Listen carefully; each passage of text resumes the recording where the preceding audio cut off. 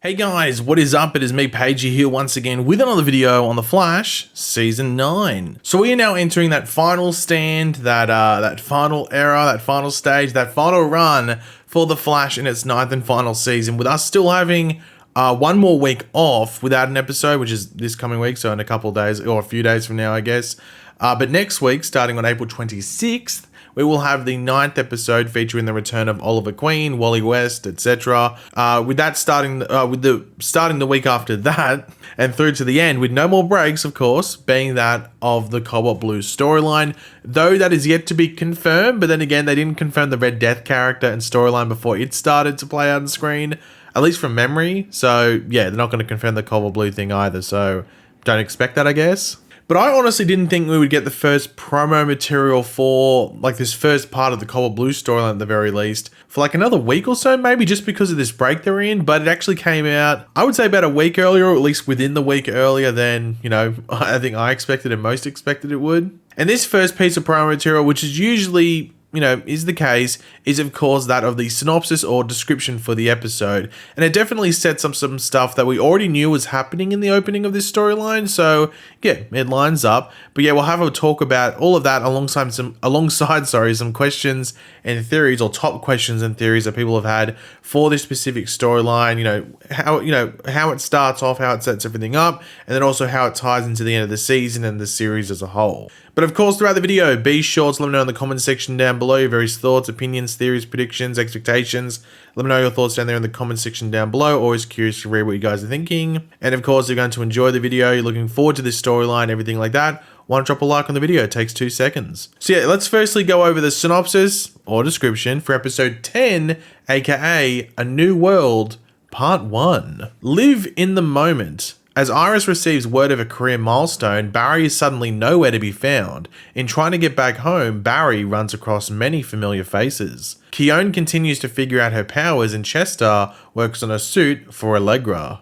So the first thing to say is that this episode is actually being directed by Eric Wallace, the showrunner for The Flash, as well as being written by Eric Wallace, and I think the second in charge, I can't remember what his name is. So usually when your showrunner writes an episode, it usually means it is quite a vital episode for the season, which is usually either the premiere and the finale. That's usually what the showrunner would write, which Eric Wallace has written as well. He wrote both the premiere and he's also writing the finale, as you would expect.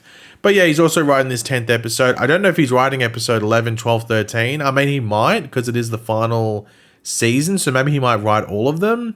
But we don't know as of yet. That's a wait and see. But yeah, because he's writing it, you would assume that means there is a lot of plot being planted that is necessary straight out of the gate with his storyline. So that's why he's the one handling it. But you never know. As I said, he might write or at least co-write all the final episodes. So yeah, well, I guess we'll wait and see what happens there. But we know he's at least directing this episode. I don't think he's directing any of the other episodes after this one, but he did direct an episode earlier in the season as well. But yeah, just a bit of a fun fact. But jumping into the synopsis, the first bit is about Iris receiving word of a career milestone. Now, you'd have to assume this is the Pulitzer Prize. You'd have to assume, though, very quick turnaround in regards to that. But then again, we don't know if there's a time jump between last episode and this one. There might be. So maybe there's a couple of months or something like that, and that allows that to play out. I'm not too sure. We'll wait and see.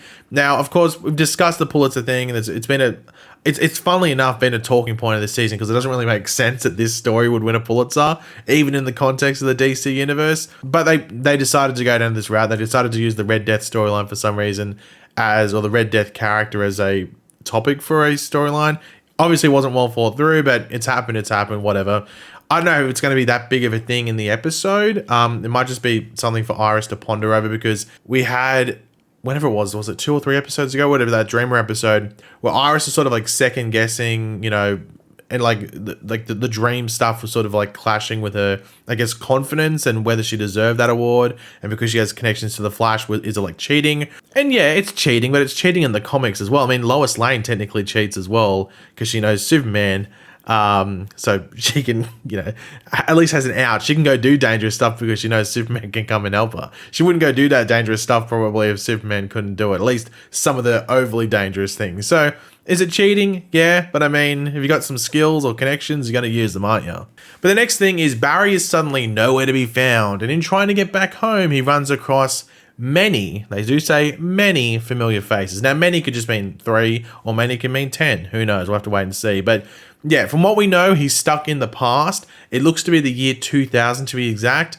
And more precisely, at least at one portion, from what we could tell from set photos, it's on the day of the night of his mother's murder. So it's like, you know, hours before, maybe like, let's say 8 hours before his mother, or maybe not 8 hours, but like 12 to 14 hours before his mother is killed by Reverse Flash. So this could be a very emotional thing because Barry's probably thinking, oh my God, I could maybe stop it now in a different way. I wonder if that actually goes through Barry's head, or if he's like, no, I can't change and I know what that caused back in season 3 with Flashpoint. I can't do this. So he's like torn down the middle emotionally. This could be a very emotional episode for Barry just because he could be stuck on that day and be tempted to stop his mother being killed again, which might be the plan for Cobalt Blue and trying to tempt Barry into doing that. I'm not too sure what's going to play out there, but that seems like it could be a portion of this episode. But we do know that we're going to get a younger version of Joe West and Captain Singh in this episode. Captain Singh, from what we could tell from set photos, looks exactly like his comic book version. Joe looks the same, but Joe's looked the same for like a million years, so it doesn't really matter anyway. But obviously it's Joe not at the level that he was, you know, as like captain and stuff like that. This is like sort of when we met him in flashbacks when he was just a general cop, like a standard cop. So yeah, it'd be interesting to see what Joe's like and spend more time with him on the job, I guess, potentially. As a younger version. But I think this is Jesse or Martin's second last episode. So he comes after episode 10 and I think he's in the finale. So yeah. But yeah, I'm very interested to see how all this plays out and whether Barry actually gets back to the present day by the end of the episode or whether he'll still be lost. We're unsure exactly how things play out. We know that there's time travel both to the past and future throughout this storyline based off set photos and even just them like including certain characters and stuff like that. But whether he's actually still lost leading into the next episode is still a big question. He might get back to the present day, but maybe things are a bit different, or maybe he's still confused as to what exactly was happening. But I also do wonder if there will be straight up a reasoning for why things are happening to Barry in this episode specifically, or if it's a mystery that plays out over the episodes in the story up until the series finale. It could go either way. It's really hard to tell from the limited stuff we know, but it's just something to keep in the back of your head, like, oh, will we learn it straight away, or is it something that Barry's going to have to figure out and we have to, you know, we'll have like probably a better idea as to what's going on, but we can still figure it out alongside Barry throughout the journey. Now, it does talk about Keone trying to figure out her powers. We know she is probably just going to be this overpowered thing by the sounds of it come the closing stages of the season and be there for one specific purpose. It just seems like that's going to be the case. So it's about time they start building upon that. I feel like she's just been sort of like treading water for like the middle third of this season at least, especially after like episode 4 or whatever it was. So if they can start progressing this, it'll be good because we don't really know too much about her. And we know they've pretty much said that she's going to be very, very important come the end of the season or in this final storyline. So hopefully we start seeing that progression. And of course, the last thing talks about Chester working on a suit for Allegra. Yep, I'm not even going to bother touching that one. Let's just move on. But yeah, to finish off the video, questions and theories. I have 3 probably the most talked or things I've seen the most asked, whether it's in live streams or comment sections that I just haven't really overly addressed or I wanted to address in a video. So there's 3 of them here. Now the first one is A New World. That seems to be the name of the storyline because episodes 10 through to 13 are A New World Part 1 through to A New World Part 4. So you'd assume that's just the name of the storyline. But is it literally a new world? Are we entering like a new world, like a new timeline, a new reality for Barry? And I think the answer to that is no, but also maybe at the same time. We don't know because we don't know exactly what's going to happen in episode 10 and how it leads into later episodes. There might be a timeline change there.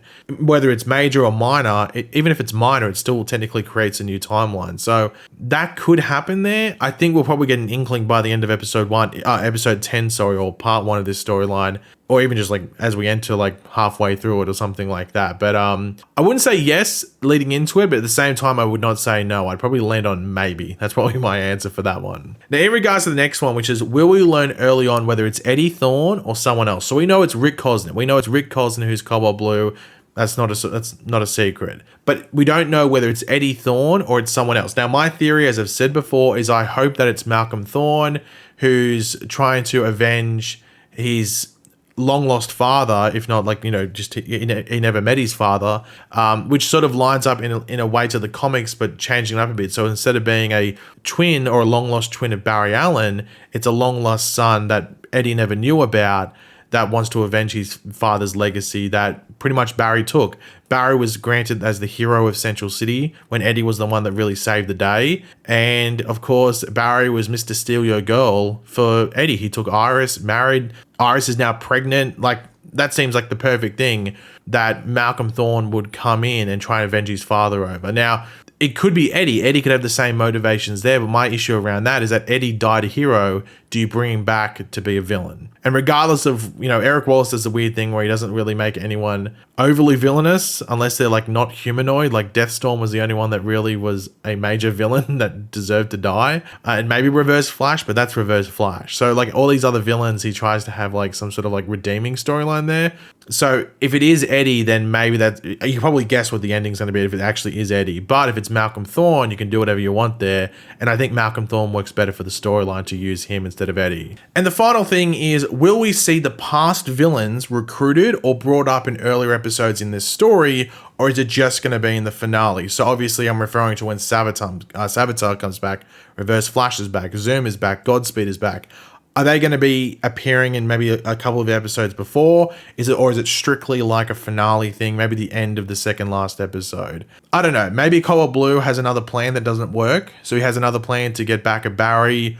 It plays out maybe in the first 2 or 3 parts and it starts to fall apart in the second last episode. And then he's like, well, plan B, and it's Savitar, Zoom, all of them showing up. I guess that might be his plan B. I don't know if the storyline would strictly revolve around, or Cobalt Blue's main plan would be to bring all these villains back.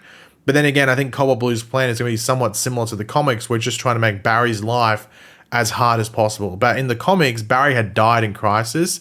So it was about making Barry's loved ones suffer as much as possible because Barry was gone.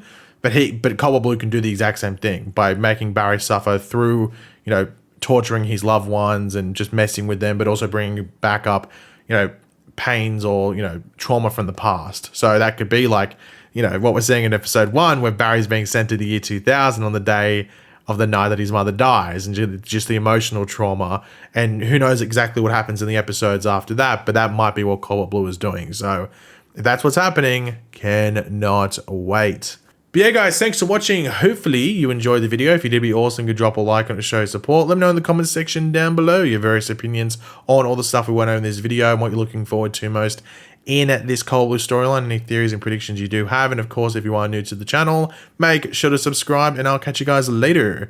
Goodbye.